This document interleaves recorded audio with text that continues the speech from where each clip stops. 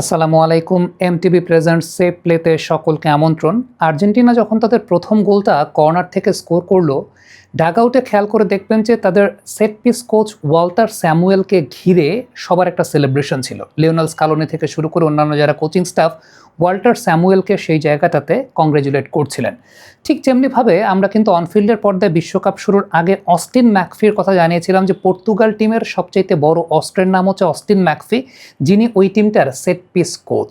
এবং অস্টিন ম্যাকফির ঝলক কিন্তু আমরা পর্তুগালের গ্রুপ পর্বের ম্যাচগুলোতে দেখতে পেয়েছি। পরবর্তী সময় তারা এক্সিকিউট করতে পারেন না, সেটা প্লেয়ারদের ব্যর্থতার জায়গা। তবে এই বিশ্বকাপে ক্রস বা কর্নার সিচুয়েশন থেকে আর্জেন্টিনা কিন্তু 3টা গোল করেছে।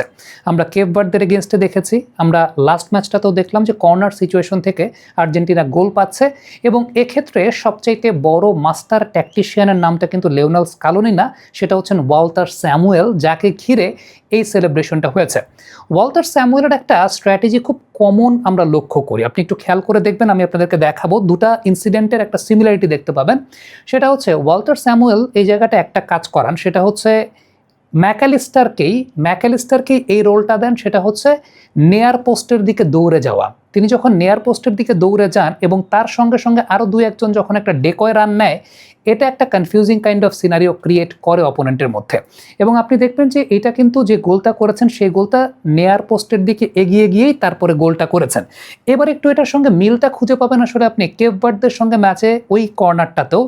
এখানেও কিন্তু ম্যাকালিস্টারই খুব সম্ভবত ছিলেন, আই মাইট বি রং, তারপরও বলি যে কেউ একজন নেয়ার পোস্টের দিকেই দৌড়ে গেছেন, সেখানেই কিন্তু প্রথম হেডারটা হয়েছে। তারপরে সেকেন্ড বলের ওই জায়গাটায় গিয়ে লিসান্ড্রো মার্টিনেজ পরবর্তী সময় গোলটা দিয়েছেন। সময় কিন্তু চলে যাচ্ছে, কারেন্ট বিলটা দিও। নিও নিও তার মানে তো পরে। হাতে যখন নিও তখন বিল পে, ফান্ড ট্রান্সফার অথবা সেভিংস সবই হবে টেনশন ফ্রি। আপনি বলেন দিও, এমটিভি বলে নিও। এবার আপনাদেরকে দুটো ভিডিও একটু পাশাপাশি প্লে করে দেখাই। এখানে একটা বিষয় দেখবেন যে ক্রসটাও নেওয়া হয় আসলে নেয়ার পোস্টে যেন প্লেয়ারটা পান, এবং দুটো ক্ষেত্রেই ম্যাকালিস্টারের রোলটাই ছিল যে নেয়ার পোস্টের দিকে এগিয়ে যাওয়া, নেয়ার পোস্টের দিকে এগিয়ে গিয়ে হেডটা করা। এবং এর আগের দিন কেপ ভার্দের সঙ্গে ম্যাকালিস্টার হেডটা করেছিলেন, বাট তারপরে সেকেন্ড বলে লিসান্ড্রো মার্টিনেজ গোলটা দিয়েছেন।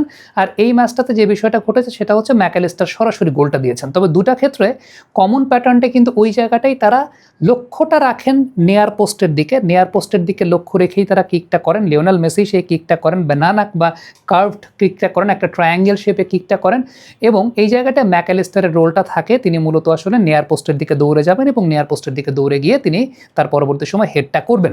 এখন দুটা ক্ষেত্রেই কিন্তু একটা বিষয় খুব ইম্পর্টেন্ট, সেটা হচ্ছে সেকেন্ড বলের জন্য প্রিপেয়ার থাকার জায়গাটা। এটাও কিন্তু তাদের সেট পিস ট্যাকটিক্সের মধ্যে আছে। আপনি খেয়াল করে দেখবেন ম্যাকালিস্টার যেটা গোল দিলেন আমরা দেখলাম এই ম্যাচটাতে, অর্থাৎ সুইজারল্যান্ডের সঙ্গে ম্যাচটাতে, এখানেও কিন্তু ম্যাকালিস্টারের হেড হওয়ার পরেও কিন্তু তারপরে সেকেন্ড বল রিসিভ করার জন্য আরেকজন কিন্তু ছিলেন অনসাইড পজিশনে, সেটা যেমন একটা বিষয়। আর এর আগের দিন তো যে বিষয়টা সেটা হচ্ছে যে একজন ছিলেন ওই জায়গাটাতে, তার গার্ডে একজন ছিলেন, আবার তাকে কাভার আপ করার জন্য লিসান্ড্রো মার্টিনেজ ছিলেন। সো ওয়াল্টার স্যামুয়েলের এই জায়গায় স্ট্র্যাটেজির প্রশংসার জায়গাটা এই কারণে করতে হবে, এই ছোটোখাটো ব্যাপারগুলো এগুলো আসলে খুব বেশি আলাপ আলোচনায় আসে না, বা এগুলো খুব বেশি আলাপ আলোচনা কেউ করেন না।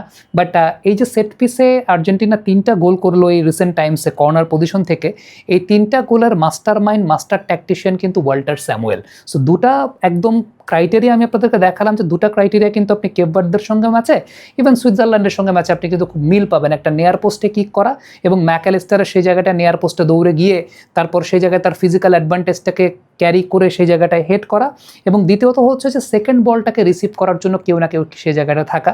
কেপ ভার্দের ওই দিন সেকেন্ড বলের রিসিভ করার জন্য যিনি ছিলেন, তাকে কাভার আপ করার জন্য আবার লিসান্ড্রো মার্টিনেজ ছিলেন। সো লিসান্ড্রো মার্টিনেজ সেই জায়গা থেকে গোলটা করেছিলেন।